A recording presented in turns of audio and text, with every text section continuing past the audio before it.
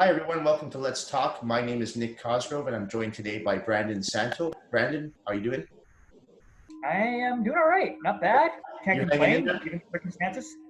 given the Yes. circumstances. I've been trying to get Brandon on the show for probably the past week because there's a few things I want to pick his brain about. He is a personal trainer. He knows a lot about diet, training, and supplementation. To me, this guy is the man. He knows his stuff.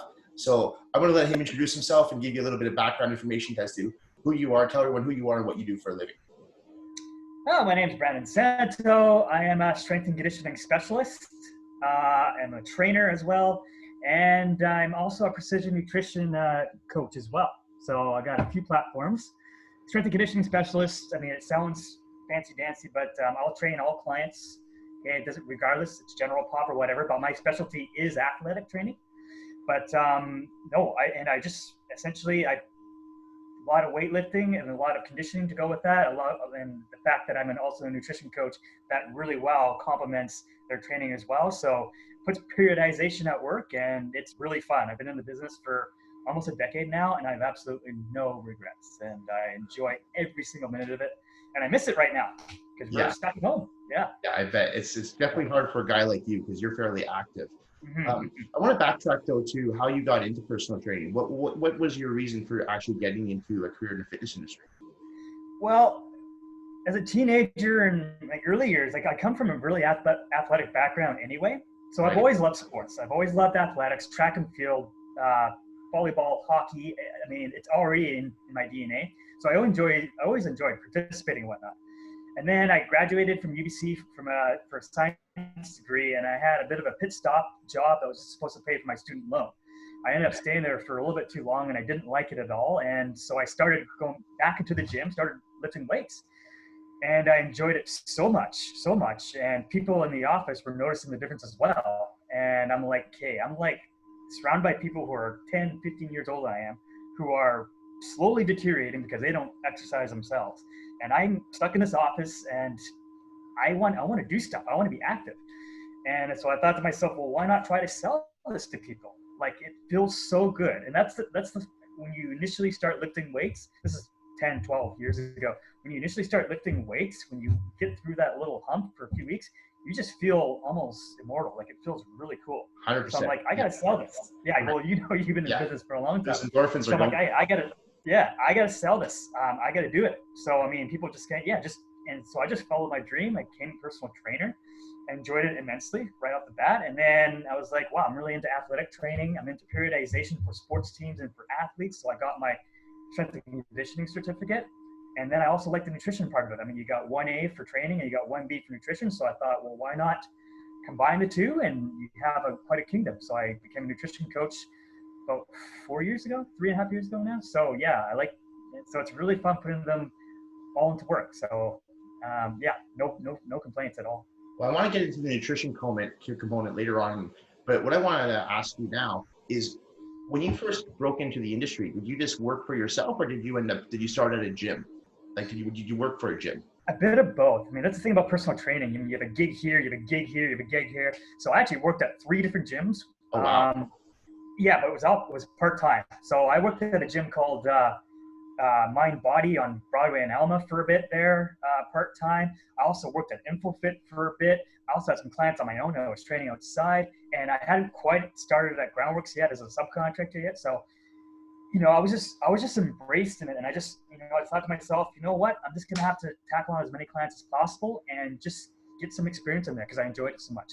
So I was riding this wave for a bit, for a while, and then I was like, okay, well, I was recommended to go to Groundwork Athletics as an independent subcontractor, and that was about 7 years ago. So I've been there ever since, and I train about 70 to 80% of my clients through there.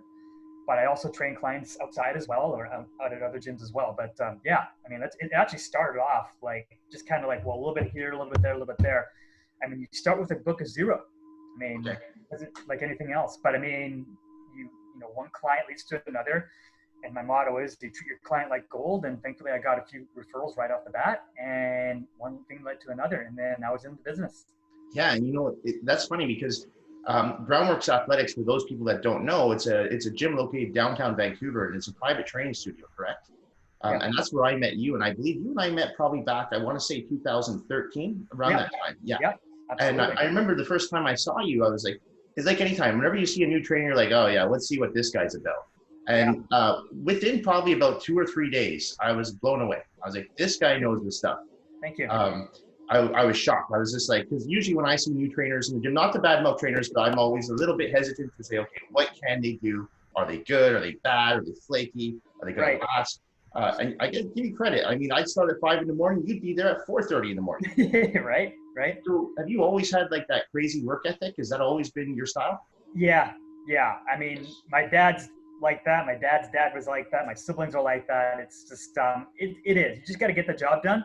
I mean, yeah, as I'm getting a little bit older, you kind of want to pace yourself. And I mean, this little break here is making me realize, okay, maybe I don't really want that hard schedule like going back. But at the same time, yeah, I mean, just got to get the job done. Just got to do it. I mean, if you open yourself up to, more windows of opportunity with clients, clients will go to you. I mean, it's pretty cool. I mean, people thought it was crazy that my windows were always open from 4:30 a.m. until 9 a.m. I'm like, well, I loaded up with clients during those time spots, and they really appreciate it. Not everybody can work out after work.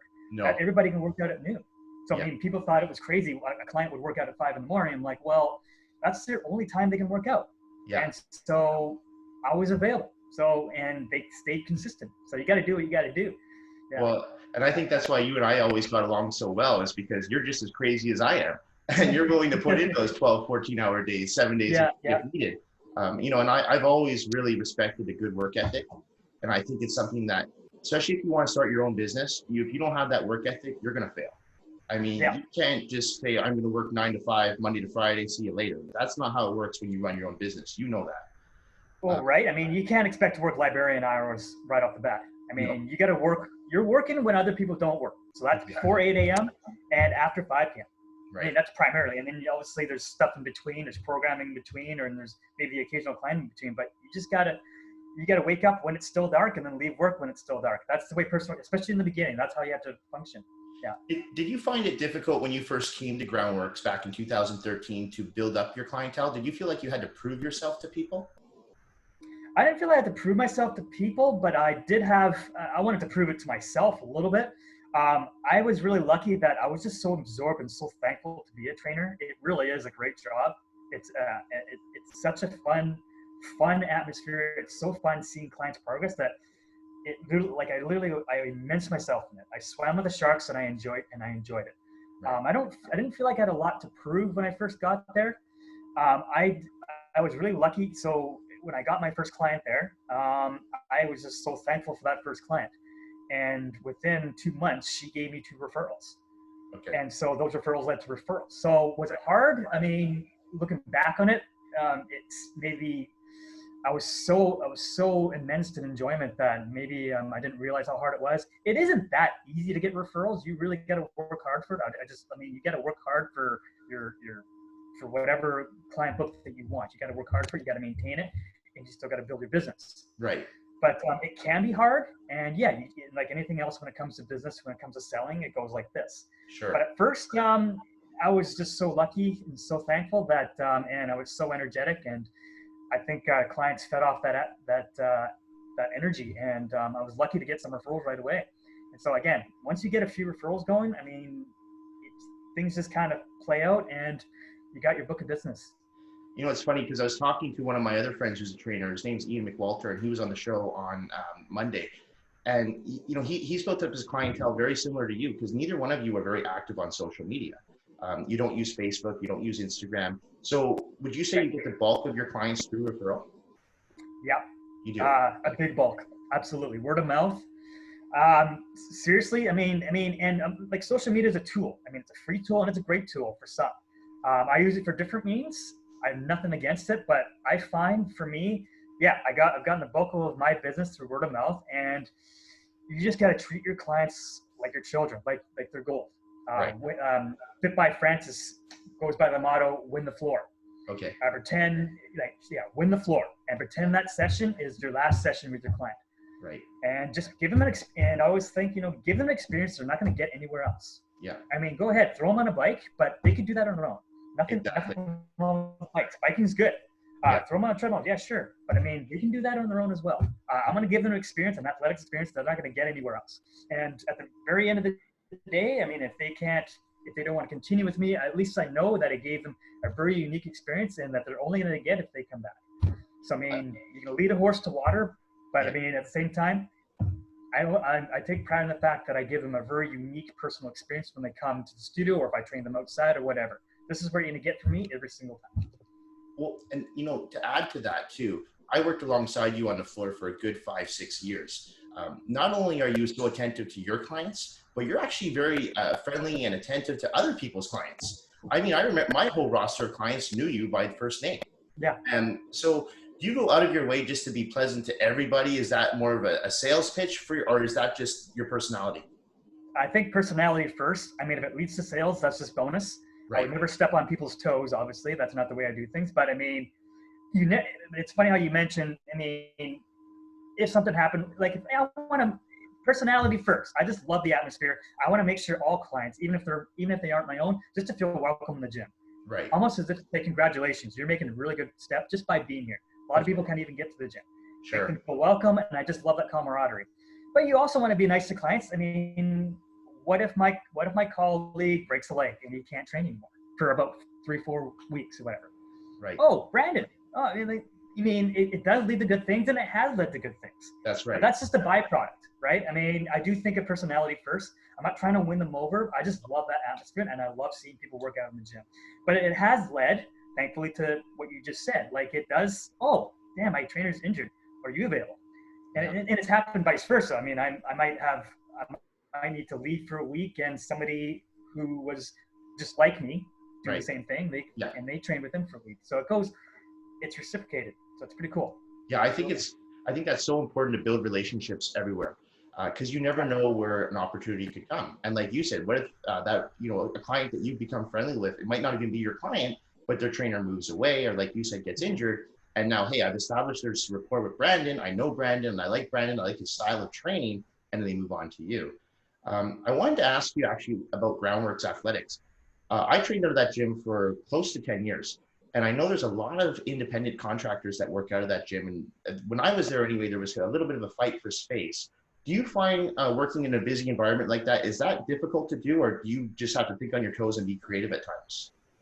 A bit of both. I mean, I'm not going to lie and say that's not difficult, but yeah, I mean, part of being a personal trainer, a coach, or anything is to be malleable and adaptable to the situation. You're not always going to get that same rack. No. You're not always going to get the Olympic platform. So have a backup plan. Have 2 or 3 backup plans. Because it's like you said, I mean, the gym does get very, very busy. Right. And you just have to make sure your clients know that, hey, bottom line is you're going to get a workout here. Yeah. We're going to make it work no matter what. But just be aware that we might not be able to back squat tomorrow. Right. Or whatever. Maybe be able to back squat today. And that's fine. As long as you have a plan, at least a plan B, but a plan C. Work around it. And even still, if you can't back squat, there's other ways you can squat. Yeah. You can squat with a goblet. There's other ways around it too. So you just got to be creative, be flexible. And I mean, and it's like that, not just for even Groundworks, for public gyms as well. I mean, sure enough. Yes, that's right.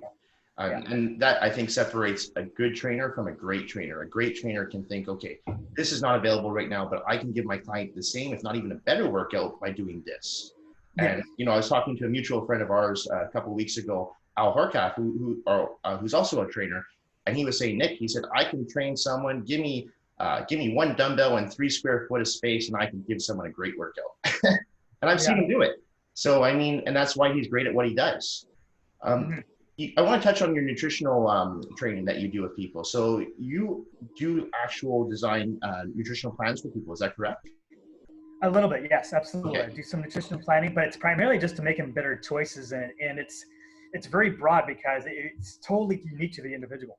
I mean, you might have one client wanting to carb load for a marathon. You might have one client who's just wanting to lose weight in 5 weeks. And it changes season by season, or it changes from month by month, depending on the goals. But yes, it is tailored to their needs. Absolutely. And I just give them guidance on just how to make them better choices, and a meal template, I like to call it. It's a meal template, what they can follow and what will lead them to their goals. Okay. So do you have a particular type of clientele that you work with, or do you just work with everyone? At the moment, I specialize in athletic training. Okay. That's my specialty, but right now it's kind of everybody. It's Yes. general pop, people brand new to fitness. I mean, and you should always keep that in your repertoire, because when it comes to people brand new to fitness and never eating vegetables in their lives, I mean, you take pride in a coach from transforming them from that to somebody who loves working out, loves making healthy decisions, and is always healthy. So you should always keep those clients, because that's what the coaching really comes in. So yeah, I mean, people brand new to fitness, pre and postnatal. I mean, I can wear several hats. If I were going to pick a niche, I do specialize in athletic training. You do. Okay, so you do work with quite a few athletes, then I would imagine. That's interesting. Yes. And as far as your own training, like when you're doing your workouts, what type of training do you do? Very similar to how I like to train athletes. So I mean, I train 6 days a week.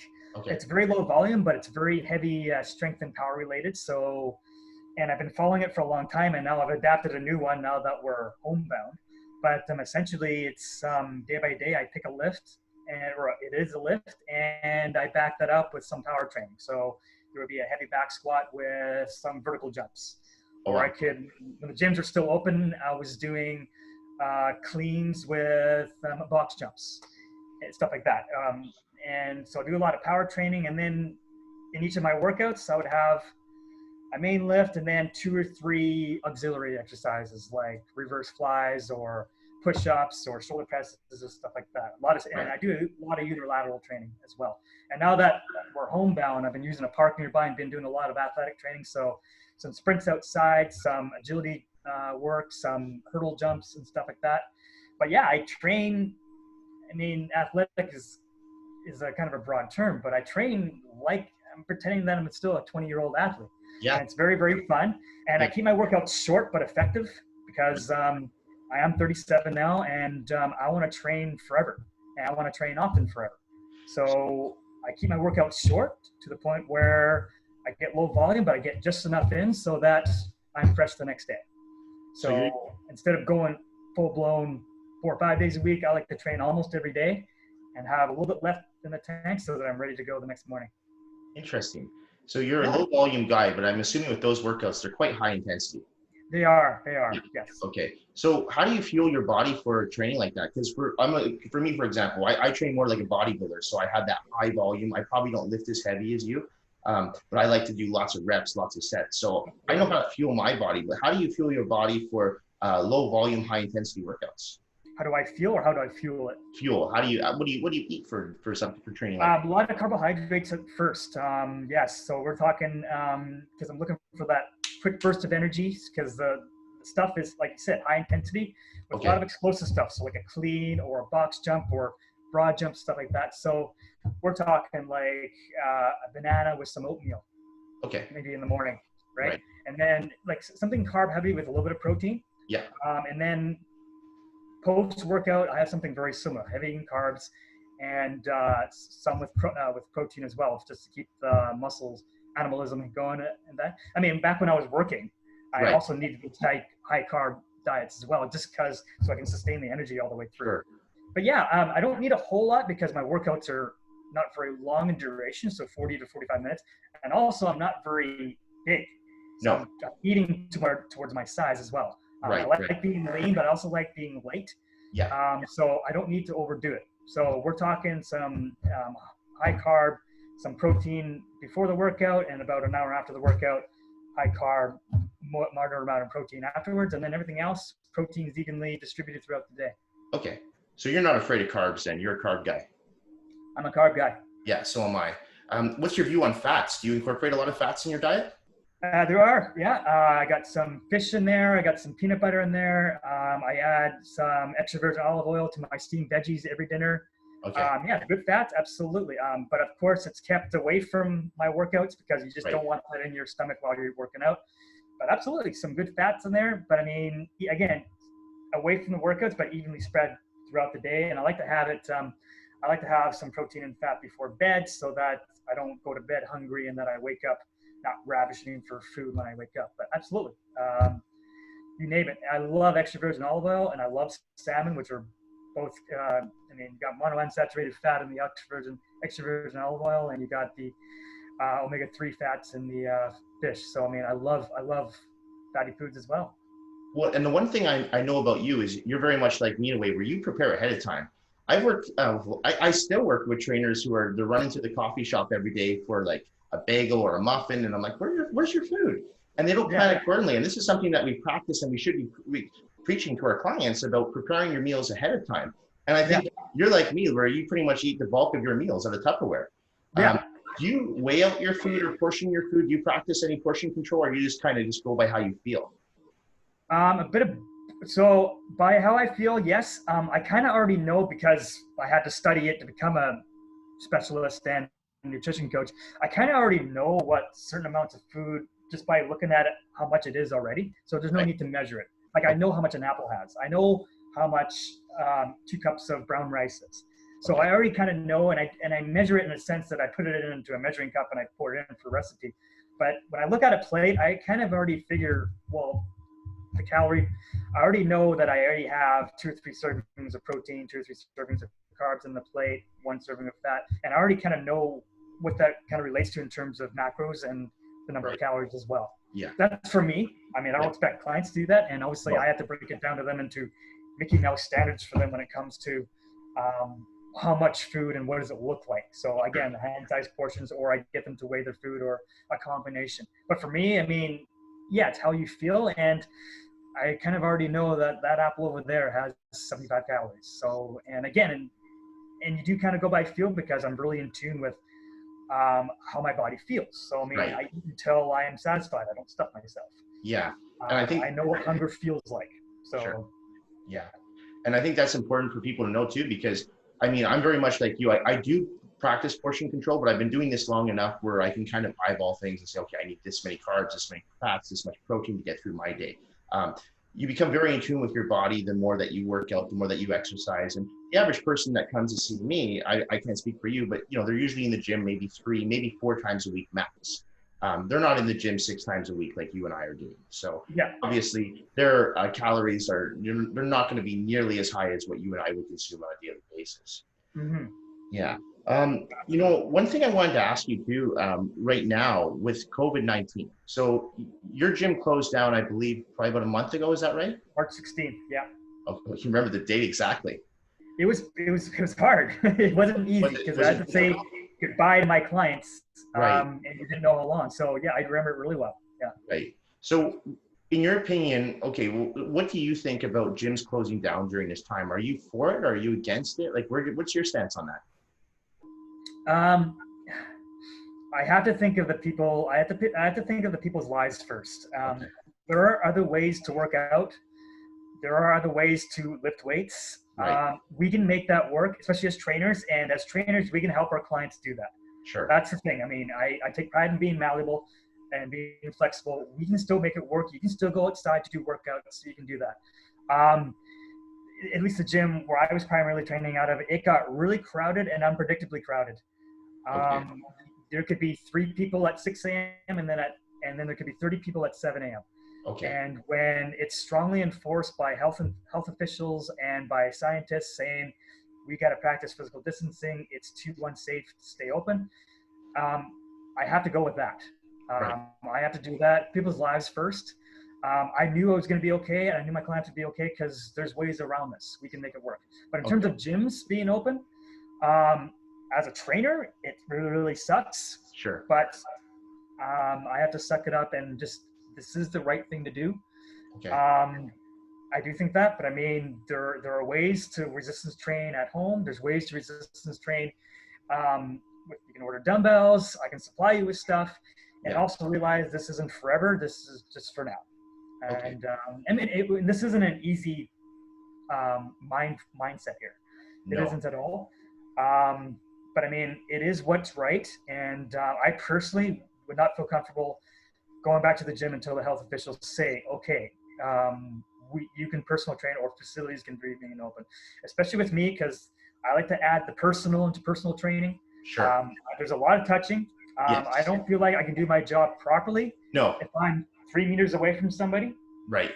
I stretch my clients. If they're performing a heavy front squat, I want to be right there with them. I want to catch them if they fall. I Yeah. want to give them a high five. Yeah. It's what I take pride in the most when it comes to training. And those things are taken away when you're physical distancing.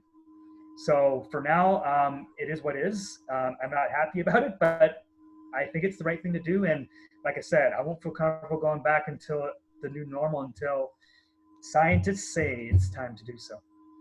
I'm with you on that when it comes to the social distancing and the touching. I've had clients contact me and say, can you train me if we're 6 feet apart? And I know there are trainers that do that. The Zoom workouts, I think they're great, but I think I'm just too old school, and maybe you are as well, but Yeah. I've just come from that touchy feely side. And I don't mean that like emotionally. I mean, like, I need to touch the clients to know if they're engaging those proper muscle bellies. Preaching to the choir. Absolutely. Yeah. Absolutely. Yeah. So what I was going to ask you though, are you yourself right now, I mean, because gyms are closed, are you doing any online services with your clients? Are you doing Zoom workouts with them? Like, how are you making it work?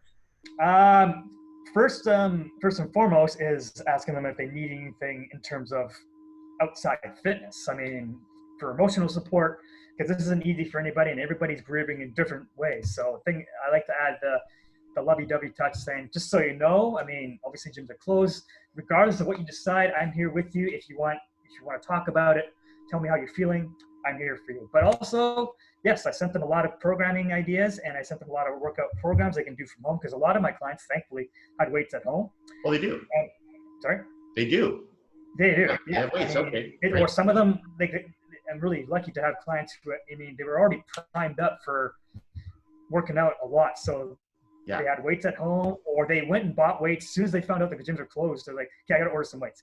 So it made my job a little bit easier, and just gave them some programming stuff.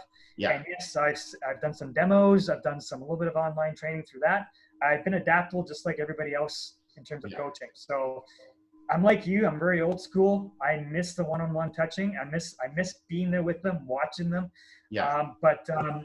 And just by judging by the fact that we're going to be here for quite a while, it's just a matter of time before, I'm going to have to morph it into, sort of like a part-time online business, just like everybody else. And it'll incorporate some Zoom workouts, or where I just watch them via phone, or a little bit of both. And it is what it is, but that's how it's all a part of being malleable and staying in the business.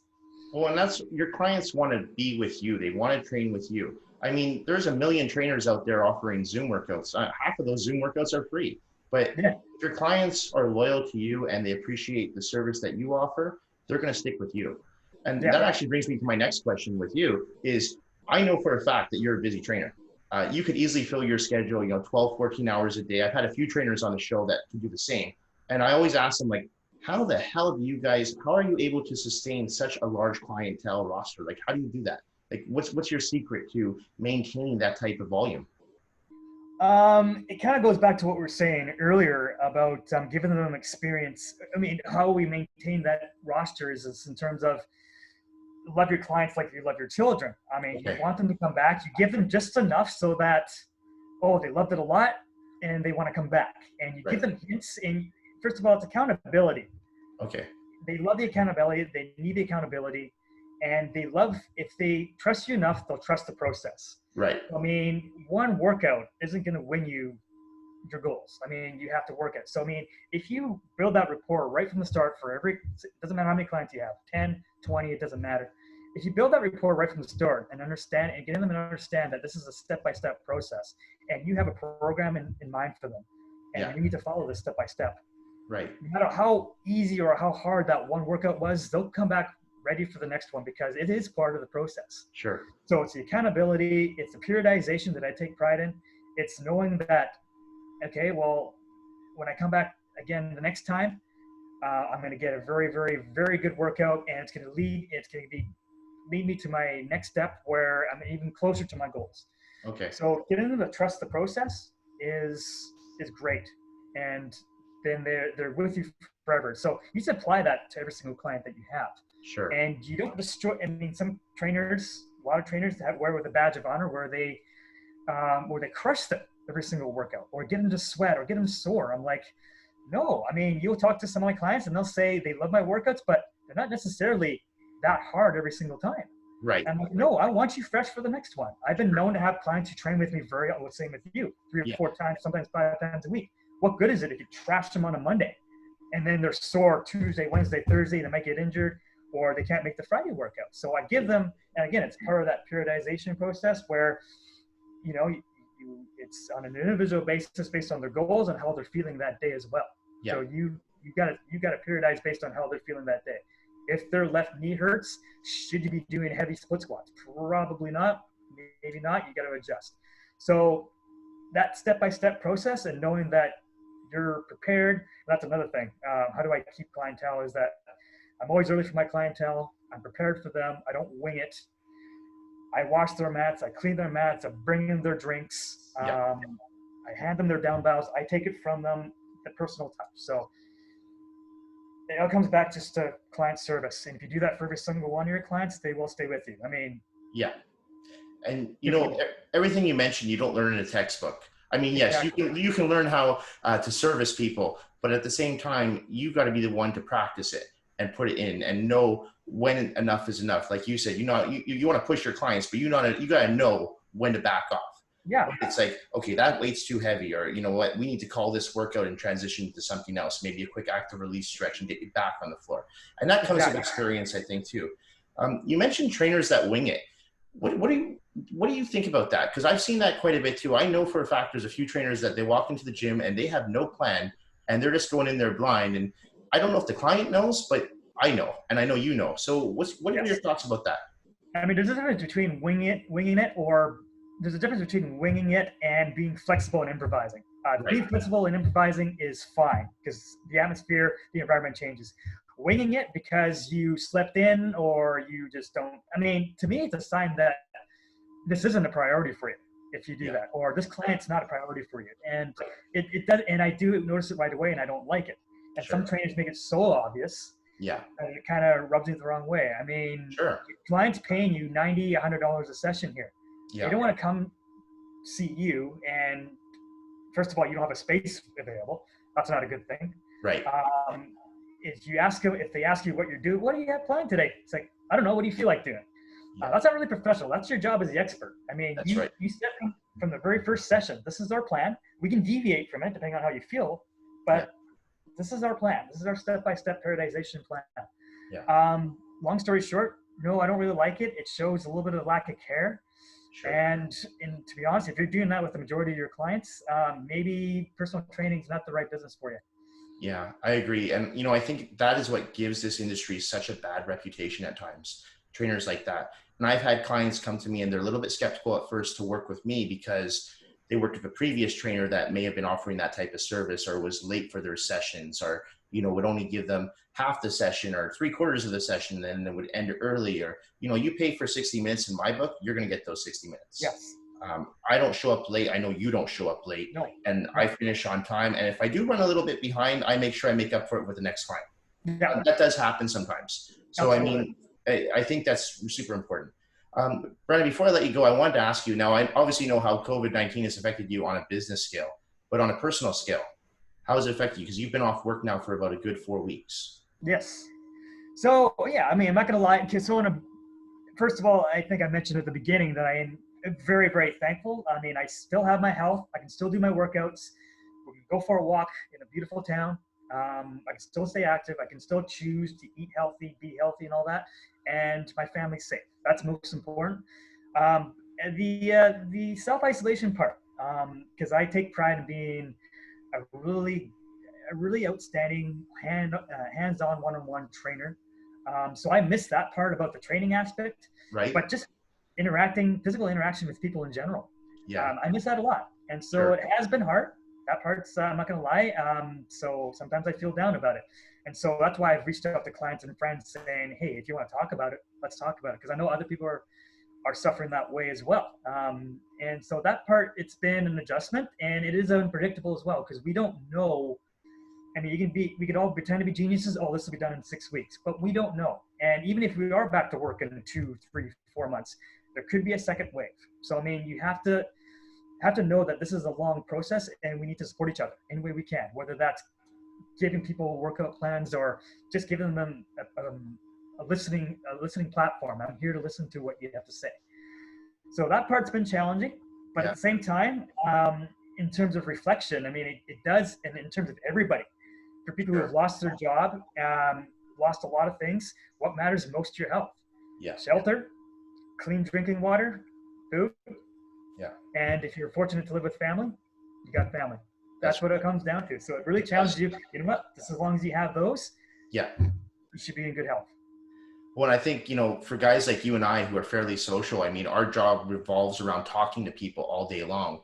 Right now, you and I are both behind computers, but this is not our job.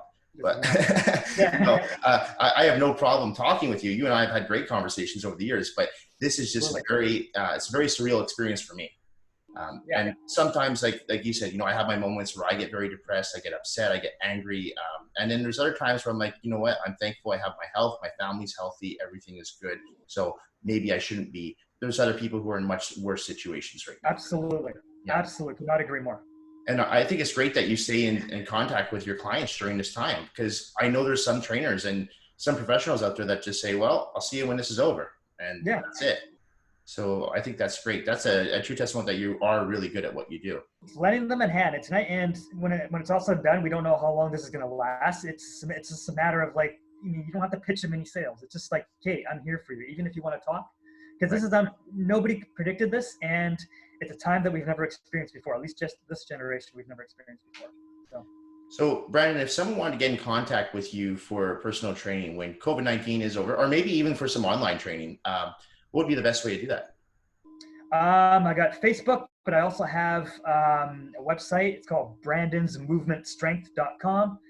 And I also have email, telephone number, which I can provide as well for you in the links as well. Yeah, I'll put all that in the link below. Absolutely. So, I mean, I am really easy to get a hold of. I am very, very casual, and I love, if I don't get face-to-face contact, I love hearing people's voices. So feel free to call me, and we can have a virtual chat, virtual tea and coffee, and we can get, and this is for the pandemic part, but absolutely. My website, brandonsmovementstrength.com.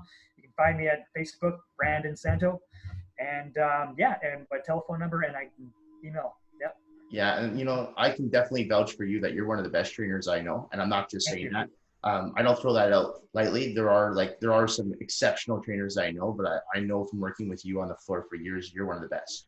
And I know you train out of a great facility. Groundworks is a fantastic facility. It's absolutely got all the equipment you need. I mean, you guys have battle ropes, ladders, you've got everything, squat racks, and it's located right downtown Vancouver. So when COVID-19 is over, I know Groundworks will be up and running again.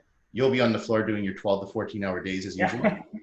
And by that time, I mean, you might even be doing some online services as well. So it's a good reach out for Brandon anytime. Brandon, I want to thank you so much for coming on today.